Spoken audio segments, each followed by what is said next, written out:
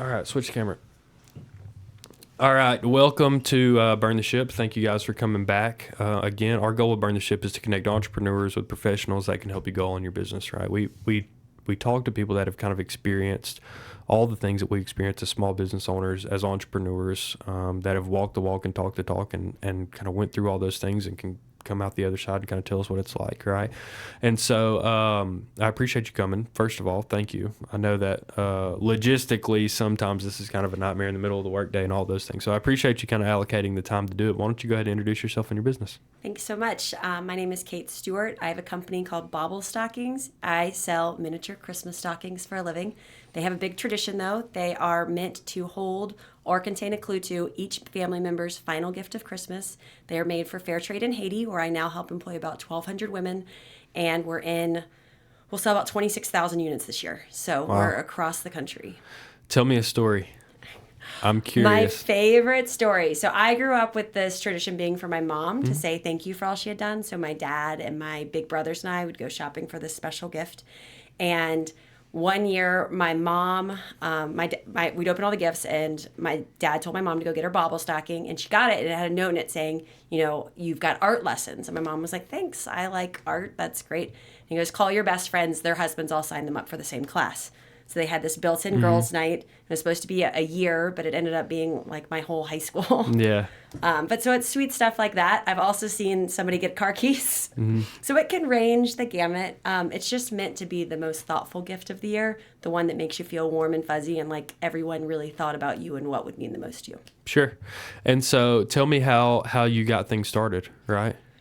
So it started when I got engaged to my husband around Christmas time, and I said, well, when do I get my Bauble stocking? And he said, what are you talking about? And I said, the good presents that women get? And he was like, that's not a thing. So I Googled it, and nothing came up. So I called my parents, and they were like, no, we made that up. And I started asking our friends, and they were like, that sounds amazing. So that was in 2011 or 2010 when we got engaged. And then I finally wrote the first email to start sourcing it in 2015. Wow. And then, I had a lot of lives between then and there. And then we launched in June of 2018. Wow. So it took us a while, but now we're 5 years in. Did you launch retail or did you launch direct to consumer? Well, we did our friends and family starter off sale starting June 1st. And then I launched at America's Mart to stores in July. So wow. I was always planning on going wholesale, both routes. Yeah, for sure. That's incredible. And so you said you'll do 26,000 units this year, right? What is the ratio of wholesale to consumer? It's 50%. So for our money, it's 50% wholesale, 50% direct to consumer, but 75% of our products go into stores. So that employs 75% of our team in Haiti, which is our big focus, is keeping all of our women to have steady jobs. It's not very helpful to give somebody a job that's not there the next day. So Sure. We're always pushing out to more and more stores. Sure. And so what is like your goals? Like where are you going from here? Right. We want to be on every baby registry, every wedding registry. Sure. We're going in Dillard's this year. Oh, really? Which is huge.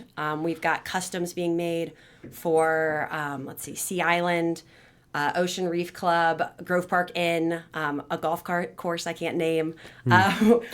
So you're kind of that's kind of what makes up your day to day now, right? Is like trying to look for those national brands to align yourself with and think like you've got enough kind of buying power in that room where you can say, yeah, we deserve to be on some of these shelves. Yes, that has been probably the best thing. Is 5 years ago when you say you sell miniature Christmas stockings for a living, people look at you a little bit funny, and now they're like, oh, you're the Bauble Stockings girl. Right.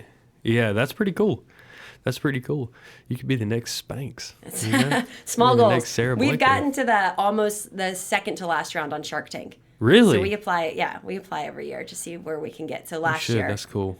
Haven't made it on stage yet, but we'll get there. That's cool though. I mean, to be honest, those people are going to undervalue what it is that you've done anyway. Maybe, you never know. Maybe. Never know. I think Mr. What would you Wonderful ask for? Us.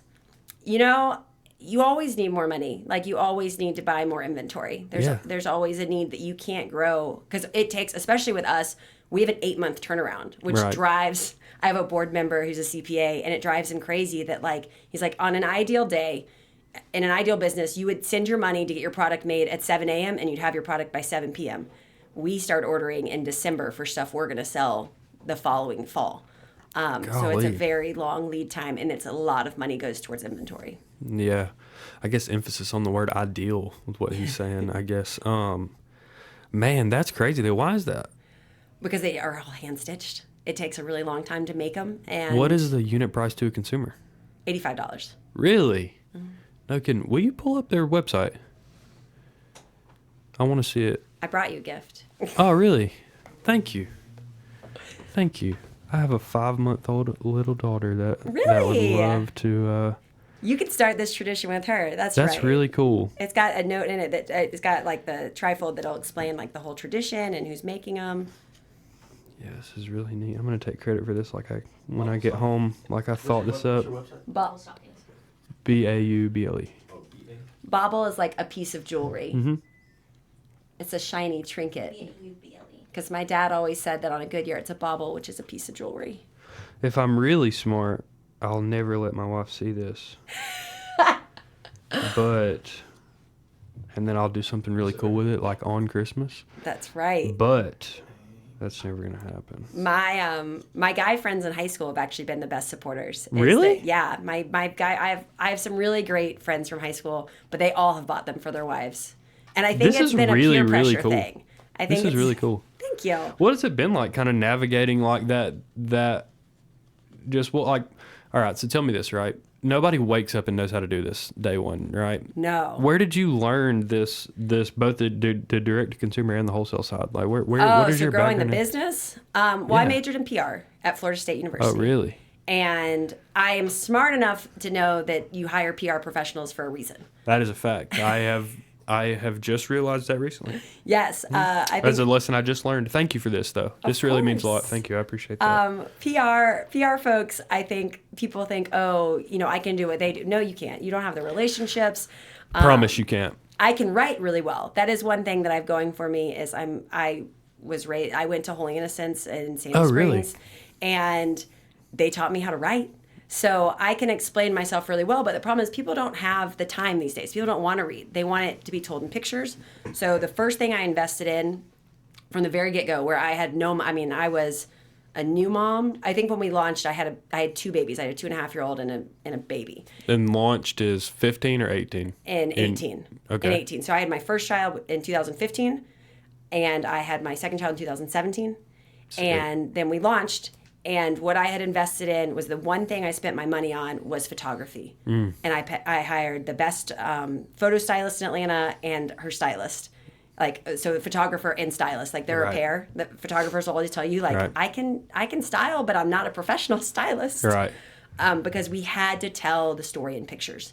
People had to see it and kind of get it from a photo, and then they'd want to listen to the video we later had made and all of that kind of stuff.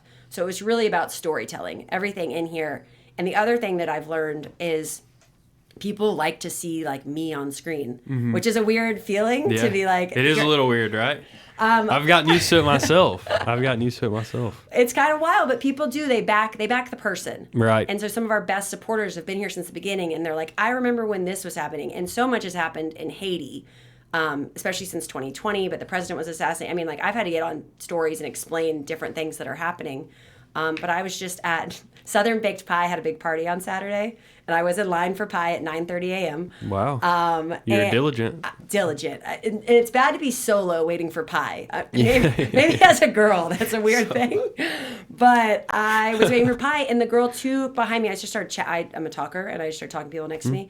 And she was a few minutes in the conversation, she goes, I have to ask, are you Kate from Bauble Stockings? And I was like, Wow. I am. And I'm her fan now. Yeah. Yeah. So I think that's one thing that people get nervous about. It's especially when you're starting out, because they're like, I'm nobody. Sure. Well, the more you show yourself, the more you'll be somebody. Yeah, 100%. As a fact. Because I wasn't good at anything in front of a camera when I started. And you get around people and it teaches you. You get more comfortable to kind of let yourself come out. You start having conversations with people. It's a good time. You can take that off the screen if you want. My bad. I meant to tell you. I don't know, being on the camera and just building a brand and things like that is just a different thing. I guess you understand that from a PR perspective, right? But I had I did general business administration when I was in college. I had no idea the value. I didn't understand marketing truly. And then I got into this industry, and like marketing wasn't a thing. It was you had to go meet people in some way, shape, or form, and that was your marketing, you know. And then we've gotten into the podcast side of things, and I don't know, it's just been different. I think It's just putting been a your different thing. face with it, like even right now, Taylor, who works with me, and we're Oh, they're emailing. seen. My bad. Go ahead. Oh, you're good. We're working with Yeah, all there of you go. our stores right now. We're emailing any of our stores that don't have orders. And we make sure in that email we say what Christmas it would be, like if they'll be their third Christmas with us. We say we're going to appreciate being in their store. We name their store because we want to make sure they know that we're people and we know they're people. For sure. Because people want to do business with friends. Oh yeah, for sure. Yeah, that personal touch is everything. No, it definitely is. You gotta click transition one more time, bud. Transition. Yeah. All right. Let me ask you this. Right. So like day one of your business, we always talk about skills kind of on the podcast, right? And so like day one of your business, what did you do really, really well that kind of helped you, you know, beginning to be successful? And day one of your business, I guess we use that term loosely. So whatever you would consider is when you're really engaged. I am very good at processes. Like I could tell you how to build a Shopify site so specifically that you would be able to do it in a heartbeat, but I'd write it in a way that makes sense to you. Right. And so that works really well with building. You built your own website? You built your own Shopify? Oh yeah, site? I built my own Shopify. I built my own Weebly. It was easy. Yeah, especially if you have the photos. Yeah. If you have the content, and then I got a guy in India. If you ever need a guy in India, I got a really nice guy who fixes stuff overnight. Nice. So if I need something completely custom, he can do it, Vikrit. But That's pretty cool. other than that, like I have stick-to-itness. I'm a big fan of like the only emails in my inbox are ones that are actively being pursued. So anything, pretty much all of my major deals came from me knocking on the door and then knocking again a week later and knocking Right. again, and people respond. Like you're not being annoying. People forget. People are busy. Yeah. No, that's awesome. That's awesome. That's a great way to be. What was very difficult at the beginning? Having small children. Yeah. No, I can relate to that. I can relate to that on a spiritual level right I now. had a full-time job for the first 2 years of Really? the business. What did you do? I was a secretary Oh, for really? my dad. Nice. What does he do? Is he a lawyer? No, my dad is in investment real estate. So he Oh, mostly nice. owns self-storage facilities. And then my husband also does the same thing. Oh, So cool. at one point it was my dad, my husband's business partner, me, and a baby in the office at all times. I had a pack and play in the copy room. Nice. And so I would work for them and do all of, like, I had to keep QuickBooks for 40 companies for them. Yeah. And then I also was running my own thing. But my family's super supportive. They are a bunch of entrepreneurs. So Right. They They get it. They knew I was going to do it. But when I quit in July of 2020, my dad was like, you can keep the same pay and work half as much. And I was like, one, that shows me you don't value me as Yeah, much as I yeah, thought. But, I mean, it was great. It was fine. No, that makes sense. And so your kids now are 7 and 5, 7 and 5. which life is way easier. Yeah. So much easier. They're at You've elementary almost got school. 2 schools. Oh yeah, you do have 2 school I got a ones. You got a kindergartner. kindergartner and a second grader. Yeah. Yeah. No, that's dope. I have a first grader and a 5-month-old. The 5, that's just, I can't imagine jumping back in at all. You should. I've been telling everybody that for the last 5 months. Everybody's like, man, I couldn't imagine having a baby right now. And I'm like, well, I hope you have one. You know, because I'm that salty guy about it right now. But no, that makes a lot of sense. Your story is really, really unique. Your skills that allow you to kind of permeate these different markets are something to be admired. That's for sure. It is. It's tough to learn. You know, you may have that mind that doesn't really process the depth at which you understand those things. Because I don't really either. You know, I'm one of those guys. Like when I got into live production, I just jumped into it and just started figuring it out, and like learned a lot from YouTube and just grinded it out. You know, and took my experience that I had in my life and just did it, right? And that is that's similar to kind of what you do in your business, right? Is keep knocking on doors and keep navigating it any way that you can, and until that you make it work. So I think that's a really, really cool thing, because we've interviewed a ton of people in here that are trying to do consumer products, and they're having real difficulty even engaging in those first retail relationships, you know, even doing any direct-to-consumer marketing. You know, like what you do is difficult. I think you breeze by it in a way that makes people think that it's very, very easy. But I wanted to highlight that. Thank you. That it is very, very difficult to allocate those trends. But I do think it's about allocating your money too. For sure. I mean, like, it wasn't inexpensive to go to America's Mart, but I walked into a store where I thought Bauble Stockings should be sold. I said, look, this is going to be my product. Where should I sell at Mart? And they looked at me and they said, high design. And I said, okay, cool, thanks. And I walked out having no idea. High design is the hardest floor to get onto in America's Art. But they're like, you have an expensive product. It's nice. Like, that's where you should be. And then I just put my head to the ground and I figured out how I was going to get in there. And it was worth it. It costs money to make money. For sure. And that was the hardest part when we were starting, because I was in my like starter home with my husband, who had also just started a company with 2 babies. And I felt very like every dollar I spent was painful. Yeah. But at the end of the day, the things that I didn't do the cheap way, the things that I spent the money on the first time, I did it right the first time, is the stuff that got me through. Yeah. And that's kind of one of those things you have to emphasize all the time, is we're too poor to buy cheap stuff. Yeah, for sure. Because you're going to buy it again and again. Photography, if I advise anyone that's going into product-based business to do anything right, it's get your photography right, because you can use it on your website, you can use it on Instagram, you can use it. Last year we were in 13 magazines, and they used, I would say probably 12 of them used my photography. They love a good Dropbox. Yeah, no, I do too. I'm the same guy. Well, that's really, really cool. Tell me the last thing, the kind of the way that we close out the podcast, right, is kind of an ode to our name. Have you ever heard like Burn the Ship before? No, tell me.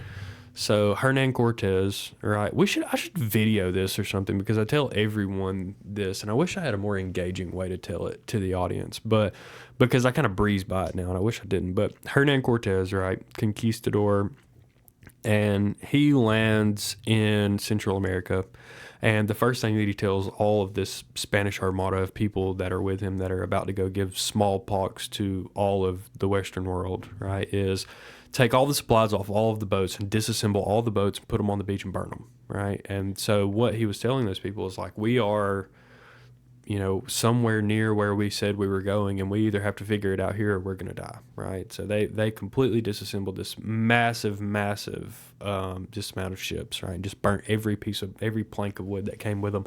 And so that's kind of the same illusion that we use for business, right? Is that maybe the stakes aren't so grave, right? But there comes a point where you like flip a light switch and you have this moment, and maybe it's when you get your first customer, or you make that first deal, or you get your photography back, or you build your logo, or you get a t-shirt with your branding on it, right? And that thing is different for everybody, but everybody that I know that is like a dedicated entrepreneur has that moment where they say, I'm going all in on my business and I'm not looking back, right? Mm-hmm. And some people can articulate exactly when that was, and some people it's kind of a bit of a metamorphosis for them. But I wanted you to explain that to me and to the audience, that what does it feel like to go all in on your business, emotionally and just time-wise, and all those feelings that you get whenever you start running your own business? I feel like it's a bad question for me, since I kept my full-time job for 2 years. No, not really, though, because you had the moment. I had the moment when I literally just couldn't do both. Mm-hmm. I didn't have the time. I couldn't. It was COVID, and I had 2 babies, and I couldn't do both jobs. I'll admit, like, I was scared as hell. Yeah. Yeah. Because I am a perfectionist. Yeah. And I wanted it to be right. And I wanted to make sure, like, I didn't want to fail, because now everyone knows I've started this company. I don't have a choice but to succeed. Yeah. I don't want anyone to go, oh, remember when Kate employed all those women in Haiti and then she had to fire them all? Yeah. It would be terrible. So I have a lot of adrenaline that drives me every day. Sure. And maybe that is the thing. Maybe I feel like the ship is still burning. And that I can't give up until I know everyone has a job and that job's there to stay. Trust me, I'm not here to brainwash you any different. If that's what keeps it moving for you. I think it's very similar to me, actually. Like when I started in the payments world is relentless, right? Because you start out making no money, and then you build your clients, and your clients pay you until they're no longer your clients, but you have to work really hard to keep them, and so I can relate to that. People know that I've been doing this for so long. People have seen the podcasts for so long, stuff like that, the stick-to-itness, as you say, is it's everything. It's everything. And then finding some way to make yourself feel guilty if you don't work hard enough in your head works pretty good too. So thank you for coming again. If you have anything to leave the people with, trust me, the floor is yours. But I appreciate you coming. I hope that we can put some fuel behind your business. And I probably know of a few retail connections that might be good connections for you as well, as I'm kind of racking my brain. So I hope that we brought you some value. I will get this edited sometime in the next week or so, and then I'll put it out there for the world. And then if there's anything else I can do for you, please let me know. Perfect. And we're always happy to support. You just tell me what links to press and we send it out. I got a lot of moms that'll listen. Good. I love it. I got that grandma business is really who I work with. So. Good. No, that's solid. Me too. I have a lot of grandmas as clients. They're the best clients. Sure. I swear they are. Yeah, that's a fact. But thank you again for coming. Thank you for having us. Cool. Burn the ship.